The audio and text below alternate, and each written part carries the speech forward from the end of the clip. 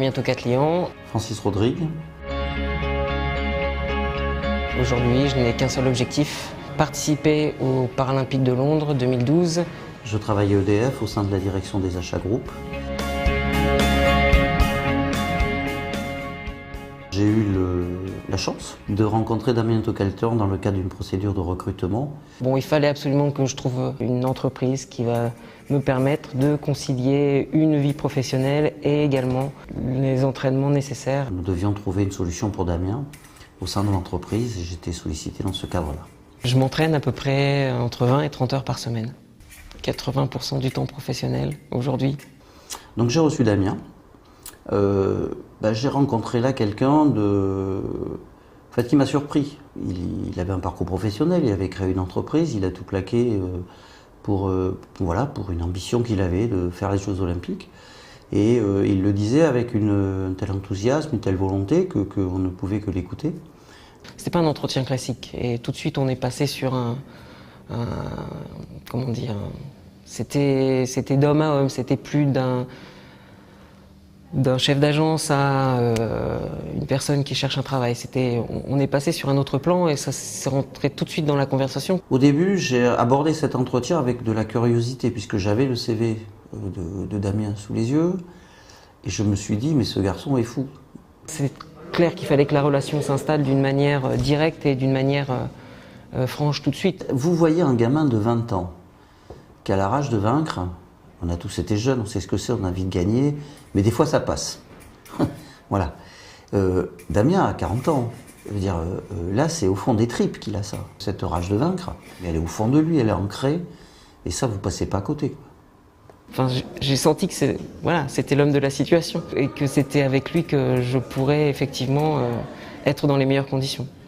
Après la curiosité du début de l'entretien, la surprise du milieu, à la fin j'ai dit non, il n'y a pas de problème, ce gars-là on peut y aller. En tout cas, le courant est passé, je pense. Ce qui est bien, en rentrant chez EDF, c'est quand même la moindre des choses.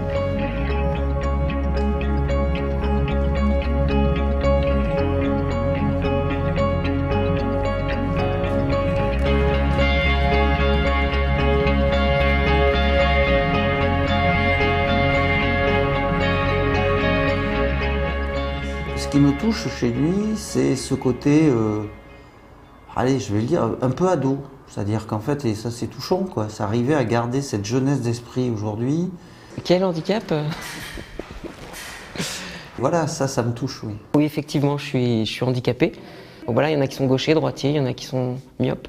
Concernant le handicap, en fait, moi c'est pas quelque chose que je regarde sincèrement. Je pense pas avoir été jugé par ce handicap, voilà. Puis la diversité, une équipe en a besoin. C'est-à-dire qu'en fait, les gens différents, c'est ça qui va créer que l'équipe elle vit, puis qu'elle est dans le monde. Je pense qu'un acheteur, qui soit mal marchand comme moi, son fauteuil ou qu'il ait un autre handicap, tant que la tête marche.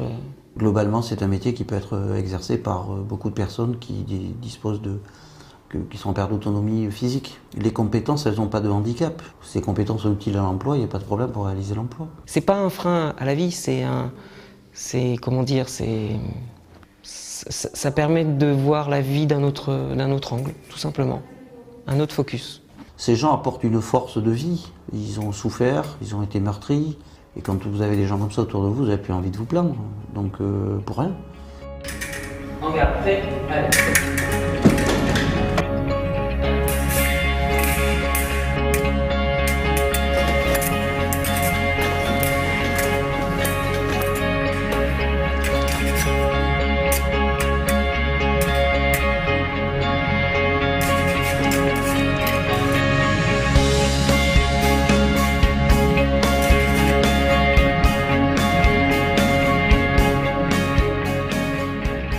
Je pense qu'il doit quelque part avoir pas mal de reconnaissance.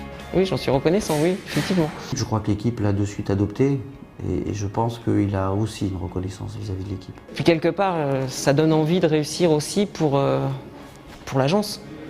Voilà, parce qu'il y a Francis, mais il y a aussi ma chef de pôle, il y a aussi ma tutrice. Et puis il y a tous les acheteurs qui sont autour de moi, qui à chaque fois que je viens me soutiennent, sont derrière moi, ont toujours un petit mot,